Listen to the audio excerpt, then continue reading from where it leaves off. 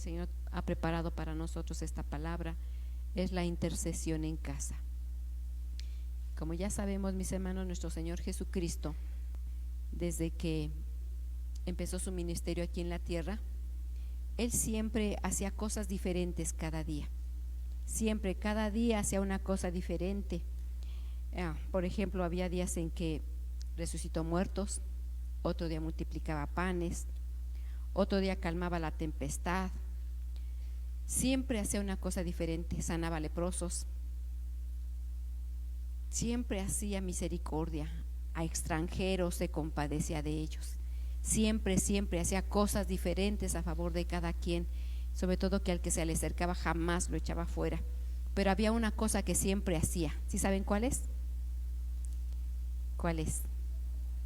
Siempre oraba. Dice la palabra de Dios que se retiraba, ¿verdad?, a los lugares donde no había nadie, y siempre muy de mañana se levantaba a orar, en las tardes se levantaba a orar. Dice que muchas veces hasta el amanecer estaba orando. Eso jamás lo debe hacer. Y así como ese ejemplo nos dio nuestro Señor Jesucristo, así nosotros no podemos dejar de orar a nuestro Señor, porque eso fue lo que Él nos ha enseñado, y en eso tenemos mucha bendición de parte de nuestro Señor. Y entonces el tema es la intercesión en casa, y así tenemos que vivir, en esa manera de vivir como el Señor Jesucristo lo hacía a favor nuestro. Gracias, hermana. Y bueno, la primera cita, mis hermanos, está en Mateo 22, pero yo me voy a permitir leer toda la cita. Aquí solamente están los versos clave que vamos a hablar, pero me interesa que entiendan todo el contexto. ¿Por qué me interesa que entiendan todo este contexto? Es acerca de una parábola que narra nuestro Señor Jesucristo, y si gustan leerlos en la Biblia, yo lo voy a leer porque me interesa mucho que entiendan y escuchen todo lo que es el capítulo. Me voy a permitir leerlo. Dice así su bendita palabra: y respondiendo Jesús volvió a hablar en parábolas diciendo: el reino de los cielos es semejante a un rey que hizo fiesta de bodas a su hijo, y envió a sus siervos a llamar a los convidados a las bodas, mas estos no quisieron. Volvió a enviar otros siervos diciendo: decid a los convidados, he aquí he preparado comida, mis toros y mis animales engordados han sido muertos, y todo está dispuesto, venid a las bodas. Mas ellos, sin hacer caso, se fueron, unos a la labranza y otros a negocio. Y otros tomaron a sus siervos y afrentaron y los mataron. Al oír el rey se enojó, y enviando sus ejércitos destruyó a aquellos homicidas y quemó la ciudad. Entonces dijo a sus siervos: las bodas están a la verdad ya preparadas, mas los que fueron convidados no eran dignos. Id pues a la salida de los caminos y llamad a las bodas a cuantos habiten. Y salieron siervos por los caminos junto a todos los que hallaban juntamente, malos y buenos, y las bodas fueron llenas de convidados. Y entró el rey para ver a los convidados, y vio allí un hombre que no estaba vestido de boda, y le dijo: amigo, ¿cómo entraste aquí sin estar vestido de boda? Mas él enmudeció. Entonces el rey dijo a los que servían: atadle de pies y manos y echadle a las tinieblas de afuera, y allí será el lloro y el crujir de dientes, porque muchos son los llamados y pocos los escogidos. Me interesa mucho que se entienda todo este contexto, mis hermanos, porque nuestro Señor Jesucristo siempre hablaba en parábolas, y una parábola es una historia corta y pequeña, pero que nos da una enseñanza con principios. En este caso, de esta parábola que narra nuestro Señor Jesucristo, habla de un rey. Ese rey representa al Padre Eterno, ¿verdad? Dice que invita a mucha gente para ir a las bodas. El que se va a casar es Cristo Jesús con la iglesia, ¿verdad? Pero también hace mención acerca de los invitados. Hay muchos invitados que no quisieron estar en esas bodas, y al no querer esos invitados, bueno, pues salieron a las calles a invitar a otros, ¿verdad? Esos otros venimos siendo nosotros. Los que no quisieron representa el pueblo de Israel, porque a ellos vino, pero ellos no le reconocieron. Entonces esos buenos y malos que habla aquí la palabra de Dios, esos somos nosotros, los que sí estamos dispuestos a las bodas. Esa es una etapa primaria, ¿verdad? Aquí está hablando entonces de la que se va a casar y de los invitados. ¿De cuáles queremos ser? Esa es la pregunta. ¿De cuál? De los que se van a casar, ¿verdad? Es bonito ir a las bodas, pero en este caso es mejor casarse que ser invitado. Es mejor casarse. Entonces hay muchos que dicen, nosotros queremos ser invitados. Bueno, pueden ir, nada más que aún así como invitados hay requisitos, que tienen que tener unas ropas especiales, ¿verdad? Y entonces leyendo estos versos claves dice, y entró el rey para ver a los convidados y vio allí a un hombre que estaba vestido de boda, que no estaba vestido de boda, y le dijo, amigo, ¿cómo entraste aquí sin estar vestido de boda? Mas él enmudeció. La definición, mis hermanos, de amigo no es como un amigo entrañable. La palabra de Dios, en nosotros cuando creímos en Cristo Jesús como nuestro Salvador, hay niveles. El primer nivel es oyente, después creyente, discípulo, siervo y amigo. La palabra de Dios dice que los amigos solamente se le cuentan los secretos. Cuando uno llega al nivel máximo de amigo, el Señor le dice a uno las cosas que han de suceder pronto para la iglesia. Pero en este caso es otro tipo de amigo, aunque la palabra las palabras son iguales, amigo. En este caso a quien se refiere, el que no está vestido correctamente, amigo del griego es del 2083, que significa etairo. Etairo es un compañero, es amigo o camarada. Hay algunas otras versiones, y estudiando un poquito más, mis hermanos, se refiere a los prostitutos. ¿Sí saben qué es un prostituto, verdad? Ya sea prostituto o ya sea prostituta. O también se define como un amigo convenenciero, porque también hay amigos que están ahí por conveniencia. En este caso viene siendo un amigo convenenciero o viene siendo un etairo, ¿verdad? Esa es la definición de cuando le dice el rey, amigo, ¿por qué entraste aquí? Entonces en este caso es un prostituto, y un prostituto es alguien que se vende. Alguien que se vende a favor de algo. Entonces hoy en día, mis hermanos, las iglesias a veces compran favores o contratan o buscan un beneficio para obtener otro, y eso es un etairo. Un hijo de Dios jamás se debe de vender o comprar por algo, nunca, nunca, mis hermanos. Ahora, más adelante puedo ver aquí yo en Mateo 11:16, estas dos citas son las únicas en la Biblia en la que la definición se define como etairo también, y dice así: mas ¿a qué compararé esta generación? Es semejante a los muchachos que se sientan en las plazas y dan voces a sus compañeros diciendo: os tocamos flauta y no bailasteis, os endechamos y no os lamentasteis. Aquí esta palabra, cuando dice muchachos, mis hermanos, se refiere a alguien que no ha crecido, alguien que no ha madurado, alguien que no es tierno. Entonces esta generación de los últimos tiempos es de alguien que no ha madurado, es de alguien que es tierno, que no se ha preparado y que no ha alcanzado una madurez. Entonces en estas generaciones hay muchos inmaduros y muchos tiernos. Y entonces dice más adelante que la generación es semejante a muchachos que se sientan en las plazas y dan voces a sus compañeros. La palabra en el Strong, compañero, es la misma que significa etairo. ¿Se acuerdan, mis hermanos, acerca, yo mencionaba, estas dos son las únicas que dice de compañero o etairo? Ahora, ¿se acuerdan acerca de esta mujer que le bailó a Herodes? Herodías, si se acuerdan de esa historia, mis hermanos, pues es la mismo tipo de danza.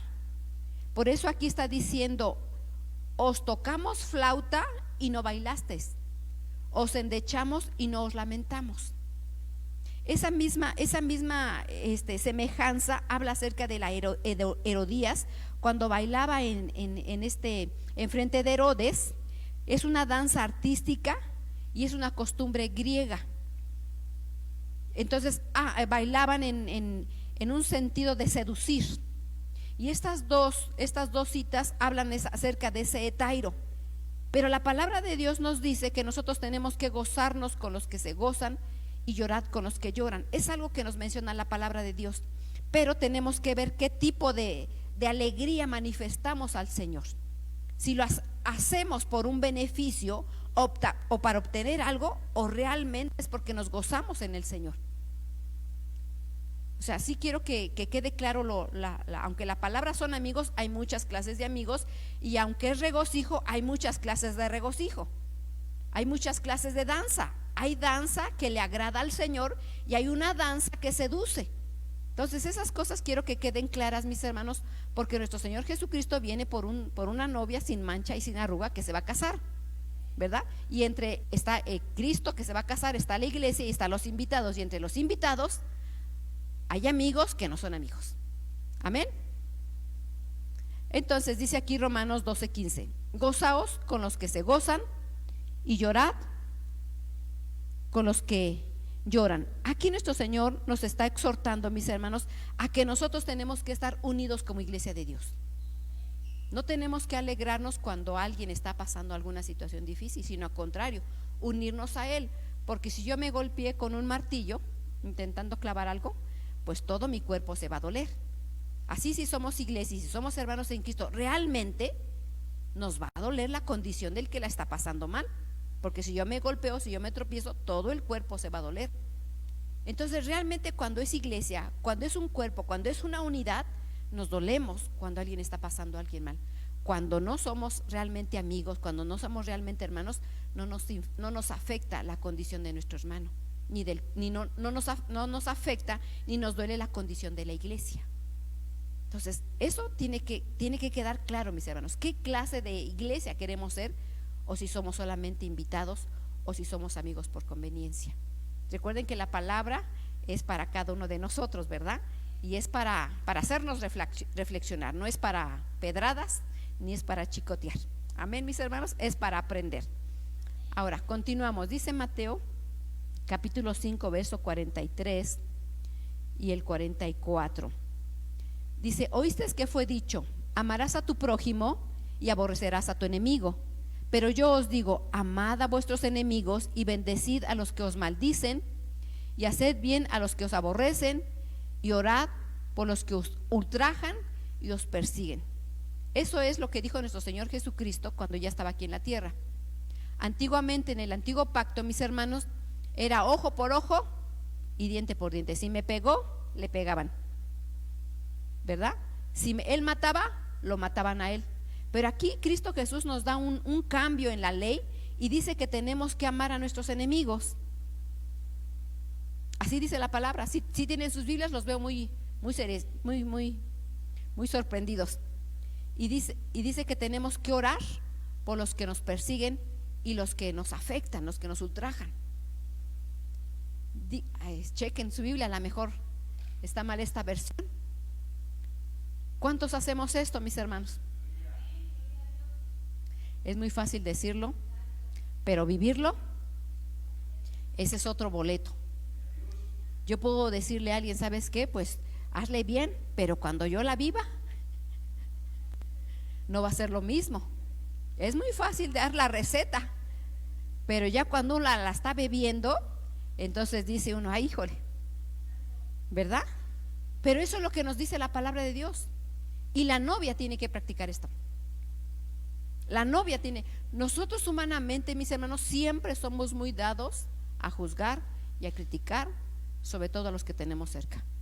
Y es que este no se porta bien, y es que hace y este está cometiendo este error, y es muy fácil decir y juzgar a los que tenemos a nuestro lado. Pero aquí dice la palabra de Dios que tenemos que amar a nuestros enemigos. ¿No es fácil? No es fácil. Pero también lo hizo nuestro Señor Jesucristo, y Él tenía una solvencia moral para hacer las cosas. Jamás se vengó, nunca hizo nada en contra de los que lo perseguían. Vámonos más adelante, mis hermanos, porque apenas empieza lo bueno. Amén. Dice Jeremías 15:11: sea así, oh Jehová, si no he rogado por su bien, si no he suplicado ante ti en favor del enemigo en tiempo de aflicción y en época de angustia. Esto estaba diciendo Jeremías, mis hermanos, porque Jeremías era un profeta de Dios, que Dios lo llamó a rogar y a suplicar siempre por el pueblo. Siempre rogaba por el pueblo, y el Señor le decía. Y entonces aquí él expresa, ¿verdad? Él expresa, dice: yo siempre he rogado y he suplicado por nuestros enemigos. Y mis hermanos, aquellos enemigos mataban, quemaban, violaban, mataban a la familia. O sea, no era fácil lo que vivía el pueblo de Israel por causa de la desobediencia, porque todo esto les sobrevino a ellos porque desobedecían la ley de Dios y se olvidaban del Dios y se iban tras dioses. Entonces aquí Jeremías le dice, yo he rogado por el bien y yo he suplicado por el enemigo. Pero no es fácil, pero Jeremías lo pudo hacer y nos da ejemplo esa cita para nosotros, mis hermanos, porque nuestro Señor Jesucristo siempre dijo en la cruz, ¿se acuerdan qué dijo? Perdónalos porque no saben lo que hacen. Estando en la cruz dijo eso. ¿Saben también qué dijo Esteban cuando lo estaban apedreando? Porque los estaba exhortando en la palabra de Dios, y dice la palabra de Dios que se abrieron los cielos, dice yo veo al trono, el trono del Padre, y dice que se molestaron y empezaron a decir blasfemia y le empezaron a apedrear. Y dijo Esteban, una de sus últimas palabras, dice, no les tomes en cuenta su pecado, no les tomes en cuenta su pecado. Aun cuando le estaban matando, esas fueron sus últimas palabras. Y eso fue lo mismo nuestro Señor Jesucristo que dijo, perdónalos porque no saben lo que hacen. Entonces qué bonito es cuando nosotros nos ofenden, ¿verdad? ¿Verdad que es bien bonito? Es bien agradable, ¿verdad? Cuando se entera uno, porque el enemigo es tan especialista. Pues fíjate que te están diciendo esto de ti. Es especialista en emisarios. Inmediatamente manda, fíjate que está diciendo esto de ti. Y dice uno, que el Señor le bendiga, ¿verdad? Empieza uno en su corazón a planear, no, pero le va a ir mal. Pero eso no nos dice la palabra del Señor. Tenemos que bendecir a los que nos ofenden. Y no nos ofenden poquito, mis hermanos. Pero si el Señor le place así, bendito su nombre, ¿verdad? Vámonos más adelante. Dice aquí, bendito el Señor, dice el Salmo 23, ya se lo saben, el Salmo 23. ¿Sí se acuerdan de qué habla el Salmo 23? ¿Sí se lo saben? El Señor es mi pastor y nada me faltará. En lugares de delicados pastos, junto a aguas de reposo, confortará mi alma.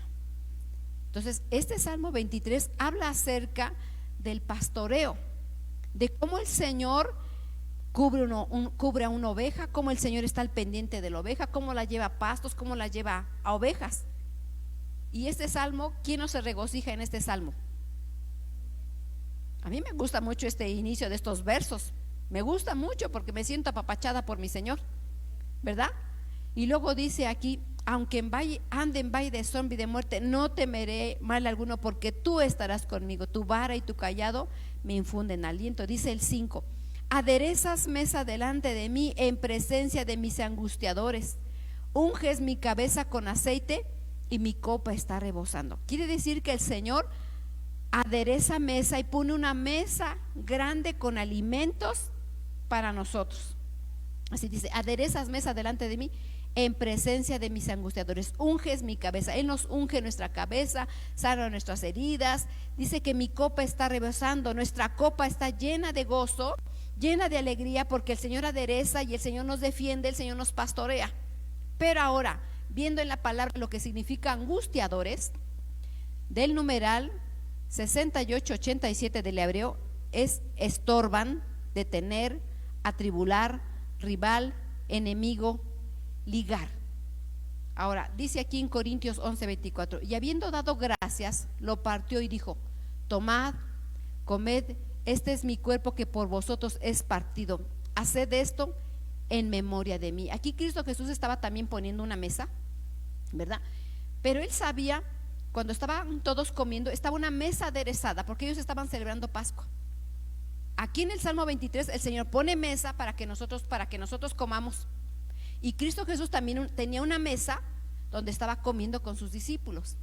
Pero ¿a quién tenía en la mesa nuestro Señor Jesucristo?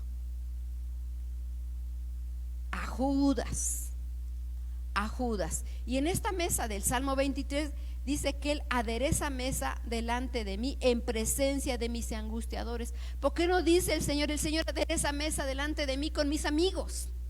Pero no amigos fieles, no etairos. ¿Por qué no dice eso? ¿Por qué el Señor nos prepara a nosotros mesa y nos unge nuestra cabeza con aceite y nos pone copa de alegría y nos cuida como ovejitas y nos apapacha y nos lleva a pastos verdes y nos lleva agua y nos ama tanto? ¿Por qué? ¿Por qué? ¿Por qué lo hace? El pelo en la sopa, ¿verdad? No, mis hermanos, nos prueba nuestro corazón. Nos prueba nuestro corazón. Él va a estar con nosotros. Él nos va a ungir la cabeza. Él nos pone copa de gozo. Él nos lleva pastos frescos. Él nos da todo lo necesario. Él está con nosotros, pero nos pone a sentar con un enemigo. O sea, uno va a caminar, a gozarse con el Señor, y significa angustiadores estorban. Tú quieres caminar y ahí lo tienes. No te deja avanzar, no te deja caminar. Si han visto cuando van en el metro, ¿verdad? Van en el metro y todos para allá y tú quieres caminar y otros no te dejan salir, o entras al metro y otros te empujan, y es agradable. Y que nuestra vida espiritual uno quiera avanzar y no te dejan avanzar, que te detengan, que te hagan titubear, tener un rival. Si saben que es un rival, ¿verdad? Totalmente un opositor. Tú quieres hacer la voluntad del Señor y tienes un rival, enemigo. Y palabra ligar, me llamó mucho la atención la palabra estorban y ligar, porque cuando uno no suelta al angustiador, uno se liga con él. Cuando uno lo tomas al enemigo y no lo sueltas, tú te ligas automáticamente con ese enemigo. Y muchas veces, mis hermanos, es bien frecuente que a veces los que nos estorban son los de casa, porque en la mesa están los cercanos, en la mesa los que tenemos aquí al ladito, con los que hemos compartido mesa. Cristo Jesús, ahí estaba Judas, era de confianza por cuanto le daban, el que guardaban el dinero, era de confianza, y estaba ahí, y había planeado el entregarlo al que yo le dé el beso, y estaba buscando quién le ofrecía más dinero, ¿verdad? Más monedas para poder, al que yo le dé el beso. Al que te besa, al que come contigo, es tu enemigo, es tu opositor. ¿Y qué te manda el Señor? ¿Qué nos manda? Tú puedes estar muchas veces, mucho tiempo con la familia y te traiciona, habla de ti, y es agradable la traición. Lloras porque tú tienes tu confianza en la persona. Puede ser esposo, puede ser esposa, puede ser hijo, puede ser hermanos, puede ser un amigo que lo tienes por mucho tiempo, desde la niñez. Pero el Señor nos enseña a amar a los enemigos y nos exhorta y nos dice: ama. ¿Sí leyeron o no leyeron? Sí. A ver, pero Él dice: aderezas mesa delante de mí en presencia de mis angustiadores. El Señor prepara mesa para nosotros. Él no va a dejar de prepararla, Él la prepara. Él nos da lo necesario, Él nos apapacha y nos cuida como ovejas, pero también te pone a alguien y la prepara con un enemigo, porque también nuestro Señor Jesucristo tuvo un enemigo en su mesa. Y no es para irnos a llorar un rincón, mis hermanos. Que duele, sí, pero levántate y glorifica al Señor, porque solamente tienes un enemigo, pero cuántas cosas de bendición no están ahí. Dice que está la cabeza con aceite, está la copa de rebozo, está el cayado, está la vara, está los pastos verdes. Dice: aunque andes en valle de sombra y de muerte, no temerás, porque yo estaré contigo. O sea, hay muchas cosas a favor nuestro, pero solamente vemos al enemigo. Entonces, si tenemos tantas cosas, hermano, ora por el enemigo. Dale la vuelta y bendícele. Porque así es, mis hermanos. Pero en sí, mis hermanos, no es el esposo, no es la hermana, no es el amigo, es lo que opera espiritualmente en la persona. Es lo que opera. Cuidemos nuestras vidas de no ser ese. Porque a lo mejor vemos allá, pero a lo mejor yo soy la que me estoy oponiendo. A lo mejor algo que dejé entrar en mí está operando para oponerme a alguien. Y no me doy cuenta. Porque engañoso más que todas las cosas es el corazón del hombre. Por eso no me gusta luego utilizar mucho la palabra corazón. Alabemos al Señor con todo el corazón. Porque a veces nos engañamos muy fácilmente. Debemos de tener cuidado, mis hermanos, porque a lo mejor somos nosotros los que hemos descuidado nuestro corazón y hemos abierto puertas, y nosotros nos estamos oponiendo a la voluntad de alguien.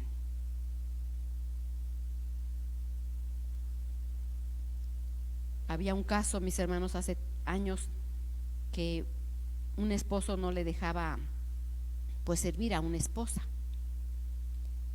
Y ella quería, pero el esposo, no, ¿tú qué andas ahí en esas cosas? Pues el Señor le habló. Y el esposo le dijo, ¿sabes qué? El Señor ya me habló y me dijo que me estoy oponiendo me estoy haciendo oposición contigo. Haz lo que tienes que hacer, yo ya no te voy a decir nada. Lo que tú vas a hacer, hazlo. Entonces, a veces uno es tropiezo para otros. Uno es mal testimonio para otros. Entonces analicemos nuestras vidas, hermanos, porque el Señor adereza mesa delante de mí en presencia de mis angustiados. Entonces puede haber alguien que nos estorbe o uno estorbar. Uno puede detener a alguien o alguien lo detiene a uno. Uno puede atribular a alguien o uno atribula a alguien. Uno puede ser rival para alguien. Uno puede ser enemigo y uno liga. Cuando uno no suelta esto, uno suelta a los enemigos, uno se liga automáticamente. Y no es bueno, porque el ligarse a algo negativo, mis hermanos, es un lastre que te va a cansar y no te va a dejar caminar. Te va a cansar y te va a detener. Entonces, siguiendo más adelante, mis hermanos, Filipenses 4:6 dice: por nada estéis afanosos, sino sean conocidas vuestras peticiones delante de Dios en toda oración y ruego con acción de gracias. Dice Colosenses 4:2: perseverad en la oración, velando en ella con acción de gracias. Yo preguntándole al Señor, mis hermanos, acerca de los temas, pues a mí siempre me interesa mucho la oración y exhorto mucho siempre a la oración, a que no dejemos la oración. Pero insisto, el tema de la oración es tan amplio, mis hermanos, que no sabemos orar, dice su palabra. Entonces por eso el Señor me hizo sentir esto, porque podemos estar orando y orando y orando, y si estamos con enojo, si estamos con coraje, no nos va a responder el Señor. Entonces por eso me interesa mucho, porque yo quiero que aprendamos a orar, que aprendamos a hacer rogativas al Señor. Y aquí estos capítulos, este libro de Filipenses y Colosenses nos da varios puntos. Dicen Colosenses perseverar. Algo que nosotros tenemos que hacer en la oración es perseverar. La palabra velando significa estar alerta en cualquier circunstancia. No se refiere, sí aplica también las veladas de oración, estar despiertos toda la noche, pero como humanos no podemos estar velando toda la noche. Pero aquí sí aplica en estar alerta. ¿Qué está sucediendo en nuestro entorno? ¿Qué está sucediendo? Dice, y con acción de gracias. Esos 3 puntos aquí lo está marcando en Colosenses. Ahora en Filipenses dice: por nada estés afanoso. Las oraciones, mis hermanos, no puede uno estar en un afán. ¿Por qué? Porque uno en nuestras fuerzas, en nuestras manos, uno se empeña en hacer cosas que a lo mejor Dios ni quiere que la hagamos. Y yo estoy afanada en hacer una cosa y como yo quiero, y el Señor no lo quiere. Porque finalmente, mis hermanos, las cosas que pasamos, las cosas que vivimos, positivas y negativas, Nosotros no podemos hacerlas como nosotros queremos. Y si el Señor nos está formando y quiere que pasemos por ahí, que nos dé la fuerza, que nos dé la dirección, que nos dé la ayuda, que nos perfeccionemos, que nos fortalezcamos, mis hermanos, que seamos persistentes y que perseveremos en las cosas sin estar molestos. Que tienen que ser conocidas nuestras rogativas y nuestras peticiones, sí. Tenemos que presentarle al Señor nuestra necesidad, sí. Pero aquí en las dos, mis hermanos, se identifican que hay un punto que coinciden en las dos: acción de gracias. La acción de gracias. Y si yo tengo un enemigo, ¿qué tengo que hacer? Dar gracias por lo que está uno viviendo, porque esto me está haciendo madurar. Esto me está hermanos, es que a veces a mí me ha pasado así. Cuando está uno en más situaciones difíciles es cuando uno le mete más a la oración. Está uno más ahí. Y esos tiempos que uno está más en la oración, uno va creciendo, uno se va fortaleciendo, uno se va llenando. Y eso es lo que Dios quiere, que aprendamos a confiar en el Señor, que nuestra fe crezca. Todas las cosas que pasamos, mis hermanos, no siempre no tienen un fin malo, sino al contrario. Aunque tomemos decisiones equivocadas en la vida, el Señor endereza las cosas para llevarnos a bien, porque Él tiene planes de bien y no de mal. Entonces siempre tenemos que estar agradecidos con el Señor en todo, tener contentamiento en todas las cosas. En la cita del Salmo 23 dice que su copa está rebosando. Rebosa es que desborda, mis hermanos, es que se está derramando de alegría. Y si esa copa está derramando de alegría, no va a importar que el enemigo esté enfrente de nosotros. No importa que están diciendo que tú eres el peor, no importa si tú estás diciendo que tú eres el malo, no importa. No importa lo que digan, tú gózate. Dice la palabra de Dios: bienaventurado cuando dijeren cosas malas mintiendo. Esas son uno de los primeros el sermón del monte de nuestro Señor Jesucristo. Bienaventurado cuando os dijeren cosas malas mintiendo. Entonces, mis hermanos, no importa lo que digan. Siempre nuestro Señor Jesucristo hablaba mal de él, los fariseos, los saduceos: demonio tiene. Por Belcebú hace milagros, le decían. Es hijo de fornicación. Y les fue a reclamar: oye, fariseo, ¿por qué dices esas cosas de mí? ¿Te consta? Jamás. ¿Verdad que no? Jamás fue a, oye, y es que a veces, no, es que yo voy a ir a aclarar las cosas. Es muy frecuente que, no, pastora, es que yo tengo que ir a aclarar las cosas. No, tú no tienes que hacer nada. No. Pero no es tanto que el Señor me defiende y le va a dar a aquel sus buenos. No. Glorifiquemos al Señor y gocémonos en cualquier circunstancia, mis hermanos. No podemos estar tristes, tenemos que ser maduros en cualquier circunstancia.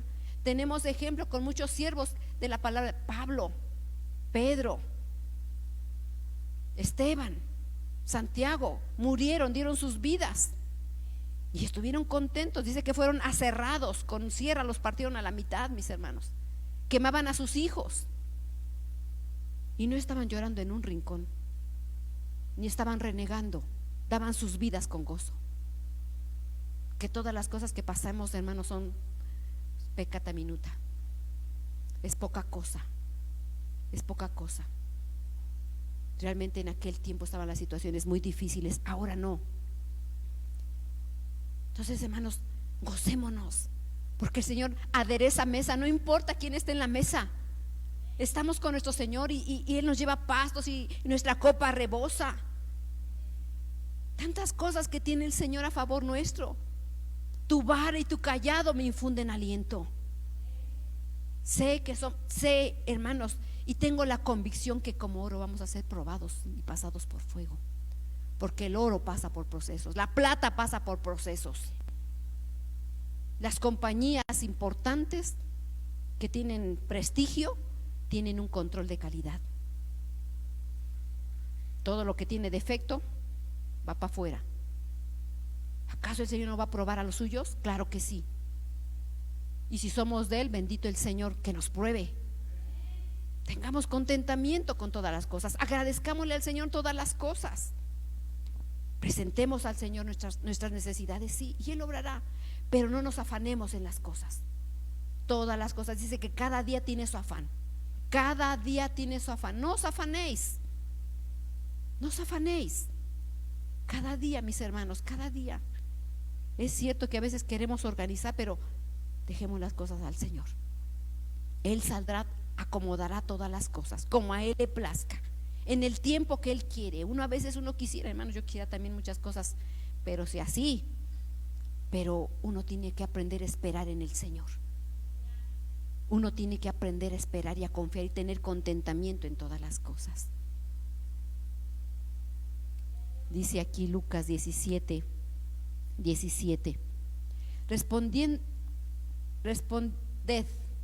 Respondiendo Jesús dijo: ¿no son 10 los que fueron limpiados? ¿Y los 9 dónde están? Y dice Génesis 47:8: y dijo Faraón a Jacob: ¿cuántos son los días de los años de tu vida? Y Jacob respondió a Faraón: los días de años de mi peregrinación son 130 años.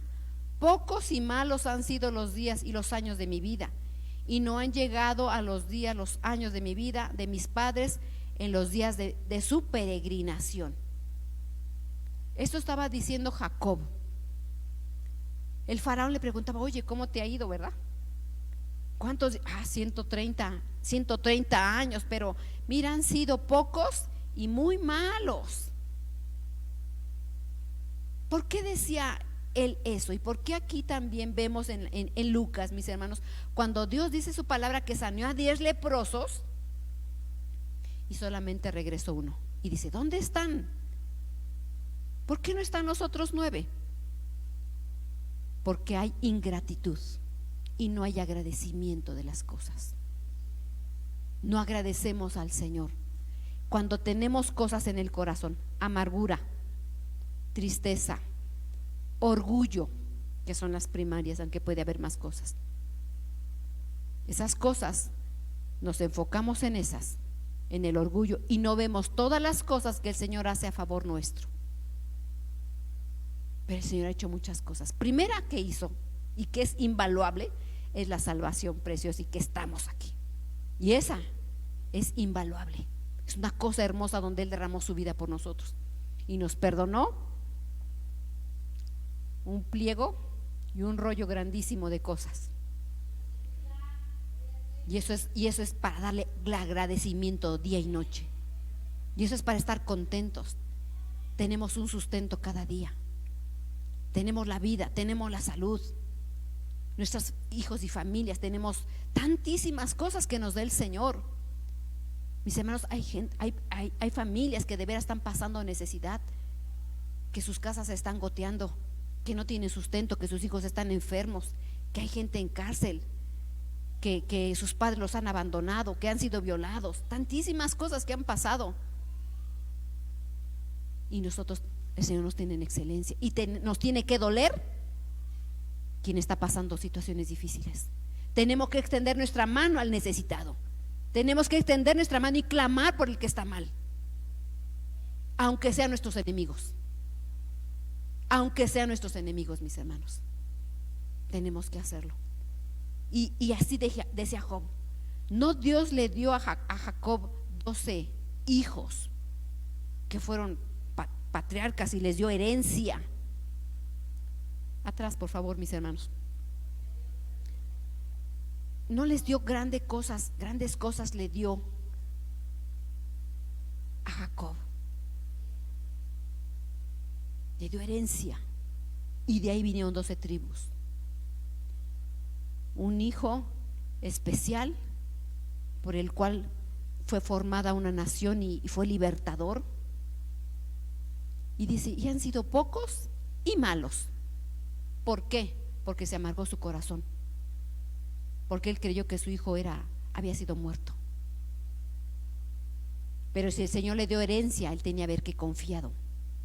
Y el Señor nos ha hecho a nosotros promesas, mis hermanos. Y aunque no las veamos ahorita, y aunque partamos de esta tierra y no las veamos, el Señor va a cumplir. Porque Abraham no vio en su totalidad lo que se le fue dicho, pero el Señor cumplió, porque fue Abraham padre de multitudes, pero él no lo vio, pero el Señor cumplió. Y así nosotros tenemos promesas, veamos o no veamos, el Señor cumple las promesas para nosotros. Y tenemos que tener contentamiento, jamás ser mal agradecidos con el Señor, no olvidar sus misericordias, no olvidar todo lo que el Señor hace a favor nuestro. El tener trabajo es una bendición, el que nos levantemos, tantas cosas que el Señor hace a favor nuestro, mis hermanos. El bien y la misericordia nos acompaña. El Señor está delante de nosotros como poderoso gigante. ¿Cuántas cosas hace?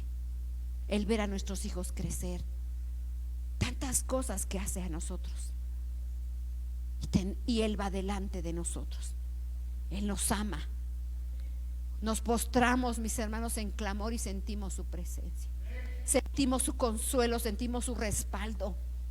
Es hermoso cuando estamos en su presencia. Sabemos que nos acercamos a Él y Él está con nosotros, mis hermanos. ¿Cómo olvidar sus maravillas? ¿Cómo olvidar sus misericordias? La ingratitud es algo que no debe haber en nosotros. Y que nuestro corazón no se amargue, que en nuestro corazón no haya orgullo, porque cuando hay orgullo solamente uno ve los errores de los demás. Tenemos que cuidar nuestro corazón, porque es tan hermoso el Señor con nosotros. Dice su palabra en Hechos 20:29. Dice: porque yo sé que después de mi partida entrarán en medio de vosotros lobos rapaces que no perdonará al rebaño, y de vosotros mismos se levantarán hombres que hablen cosas perversas para arrastrar tras sí a los discípulos. Por tanto, velad y acordaos que por 3 años de noche y de día no he cesado de amonestarnos con lágrimas a cada uno. Y ahora, hermanos, os encomiendo a Dios y a la palabra de su gracia, que tiene poder para sobreedificaros y daros herencia con todos los santificados. Ni plata, ni oro, ni vestido, nada he codiciado. Eso decía Pablo, mis hermanos. Mis hermanos, la vida de Pablo aquí narra cómo él siempre, después de que el Señor lo alcanzó y le fue presentado el Evangelio, el Señor se presenta ante él y lo llama de una manera poderosa. Él decide el llamado y empieza a trabajar para el Señor. Vive muchas cosas muy difíciles, pero una de las cosas que él hace fue siempre hablar del Evangelio y fue levantar y anunciar las cosas a lo que él había sido llamado. Pero en ese llamamiento no fue fácil, porque hablar las buenas nuevas de salvación no es fácil, mis hermanos. A muchos peligros se enfrentó, a muchas situaciones difíciles, pero siempre tuvo un amor fiel, un amor entrañable para cada alma que el Señor le permitió hablar del Evangelio. Y lloraba por las ovejas, lloraba por el pueblo de Dios. Y decía: por tanto, velad y acordaos. Por tanto, velad, acordaos que por 3 años de noche y de día no he cesado de amonestaros con lágrimas por cada uno. Esto lo expresa Pablo, pero mis hermanos, yo creo que esto, cada uno de nosotros tenemos que vivirlo en nuestra vida personal y como miembro de esta iglesia. Nosotros tenemos que decir: yo oro y ruego a mi Padre y exhorto a mi familia y lloro por mi familia, independientemente de cómo sea cada miembro de la familia. Y igual por la iglesia. Lloro por tal familia, lloro por tal hermano, lloro por este hermano que está pasando por esta necesidad. Tenemos nosotros que llorar en lágrima y en lamento por nuestros hermanos en Cristo. Cuando dice amonestar, dice que no es cesado de amonestar. Amonestar del griego 35:60 es advertir, regañar gentilmente. Regañar gentilmente es una exhortación.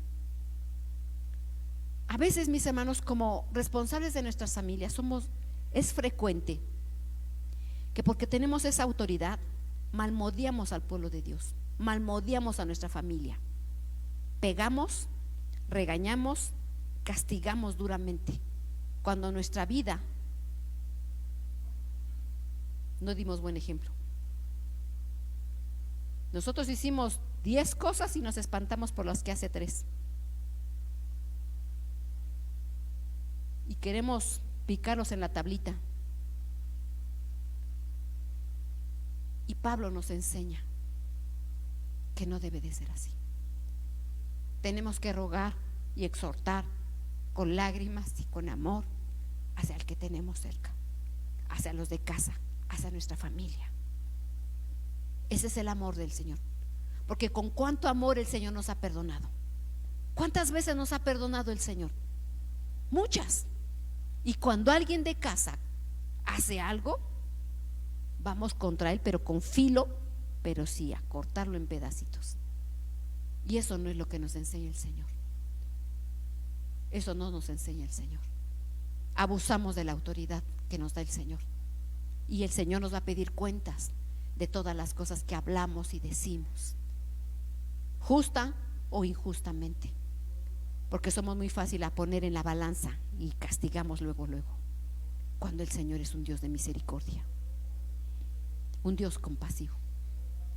Y tenemos que tener cuidado en la manera que estamos exhortando, tanto en el pueblo de Dios como en la casa y como nuestros hermanos en Cristo que son. Porque cuando vemos a un hermano que falla y tiene 1 año, ya queremos que corra, ya queremos que se comporte como de cuando uno se ha tardado 20 años o 15 años en madurar. Y queremos que las ovejitas en el primer año ya tengan la madurez de 20 años. Pero los niños no son instantáneos, mis hermanos. Aunque los niños evolucionan muy rápido, no hay hijos de microondas, ni son maruchan. No, un hijo tiene que pasar por su proceso. No pueden crecer de la noche a la mañana, mis hermanos. No seamos duros, porque con la misma vara que medimos, con esa misma vara el Señor nos va a medir. Y debemos de tener cuidado, porque es frecuente que nosotros corrigamos con dureza a nuestra familia, a las ovejas. Señor, guarde mi vida de no hacer lo correcto, conforme a la misericordia del Señor, como el Señor obra cada día conmigo en misericordia. Entonces, mis hermanos, aquí Pablo dice: velad, estar atentos, que él por 3 años no había cesado de amonestar con lágrimas. Y siempre vemos en las cartas: he rogado, he intercedido, te ruego en el amor del Señor que tú hagas, que tú reflexiones. Y siempre vemos la exhortación en amor. Y nosotros tenemos que considerar esto, mis hermanos. Dice más adelante en 1 de Pedro 5:5: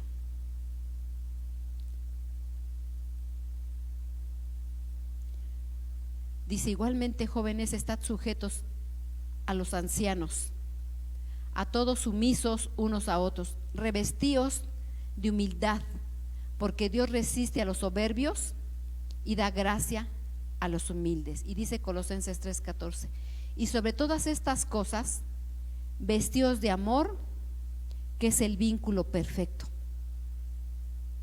Entonces aquí en estas 2 citas nos está diciendo de vestirnos. ¿Se acuerdan de la cita que leímos de Mateo? Cuando le dice: oye, amigo, ¿por qué no estás vestido correctamente? ¿Se dan cuenta de la importancia de que son las vestiduras? Entonces vámonos al centro a buscar unas buenas vestiduras, ¿verdad, hermanos? Ahí hay buenos trajes de novia y de todo, o trajes elegantes. No se refiere a esas vestiduras, mis hermanos. Aquí dice: vestíos de ¿qué? Humildad. Vestíos de humildad, porque Dios resiste a los soberbios. Si hay orgullo en nuestro corazón, jamás vas a tener una vestidura de humildad. Nunca. Dice la palabra de Dios que al altivo lo ve de lejos. Y antes de la caída está la soberbia. Y aquí dice en Colosenses, vestidos de ¿qué? De amor. Queremos estar vestidos simplemente, mis hermanos, como invitados a las bodas. Simplemente como invitados a las bodas, y que no nos diga el Padre: oye, amigo, tú no tienes vestida adecuadamente esta boda. No estoy hablando de la novia, estoy hablando de los invitados. Oye, amigo, tú no tienes tu vestido de humildad, tú tienes una vestidura de orgullo. Tú no estás vestido de amor, ni los frutos de amor se ven en ti. Amor, gozo, paz, paciencia, benignidad, bondad, fe, mansedumbre, templanza. No estamos vestidos correctamente. ¿Qué va a decir? Como invitados, no se diga de la novia. Vestiduras blancas y resplandecientes, sin mancha y sin arruga, una virgen pura. Y que el Padre nos diga: oye, amigo, sáquenlo, atadlo de pies y manos y échenlo al fuego. El Señor adereza mesa en nuestros enemigos. El Señor adereza mesa en presencia de nuestros enemigos. ¿Y qué tenemos que hacer por nuestros enemigos? Los que nos molestan en el trabajo, los que nos molestan en la escuela, los vecinos, la gente, los de casa, los que nos critican, los que hablan de nosotros. La lista es grande. Tenemos que orar por ellos para que sean libres, clamar para que yo sea libre, para que quite orgullo de mí, para que tenga amor, para que me compadezca del necesitado, para que no sea dura al juzgar. Tantas cosas, mis hermanos, que nos hace falta entender. Pero el Señor nos prueba cuando nos pone un enemigo delante de nosotros. Porque también el pueblo de Israel, cuando andaba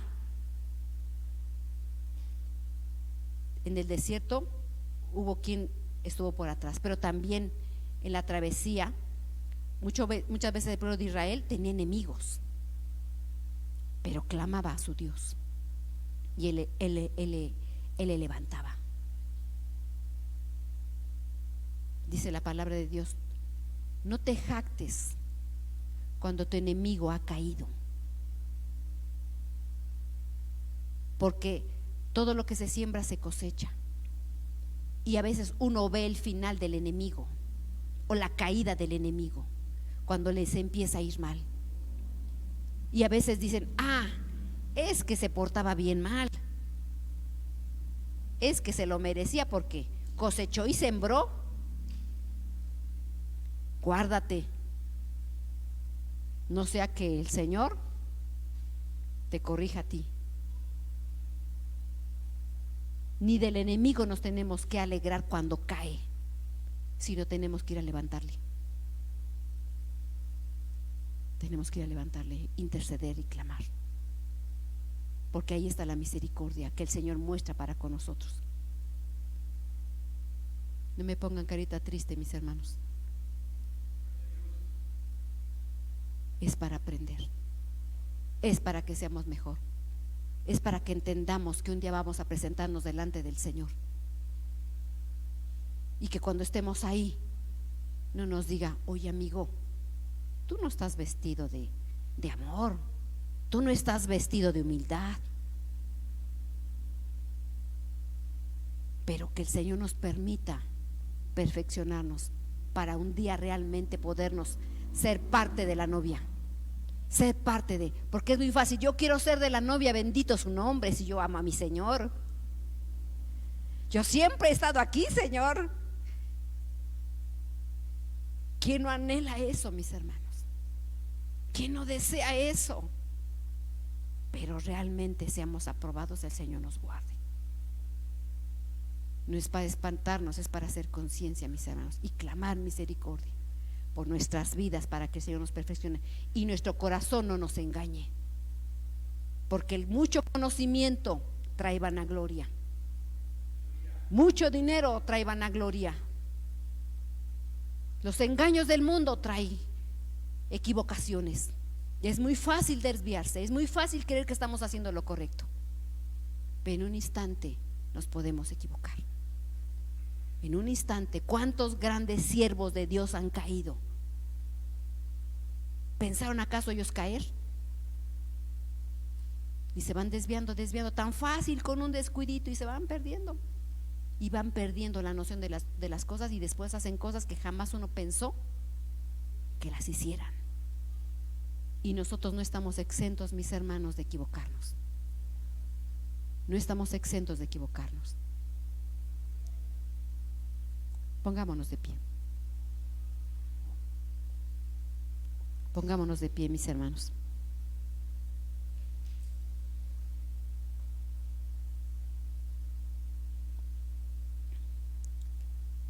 Tenemos que orar por nuestros enemigos. Tenemos que amar a nuestros enemigos.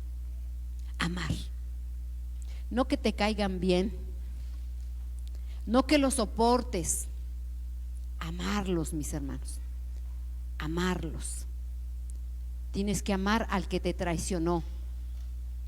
Tenemos que amar al que habla de nosotros. Tenemos que amar a la suegra, al suegro, al yerno,